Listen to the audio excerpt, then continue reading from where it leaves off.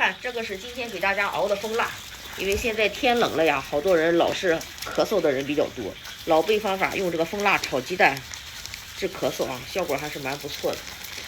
咱这是一袋一袋的给大家装起来，用这种塑封袋啊，有这个形状的啊，小小的。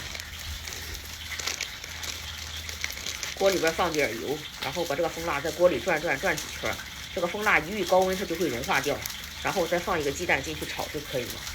这个是大一点的，再用这种大的塑封袋这一块啊，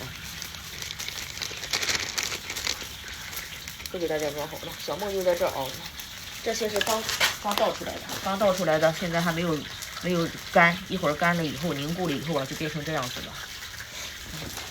还有这个莲花形状的，哎，这个还没有完全干呢，这个等会儿再脱模，一会儿再脱啊。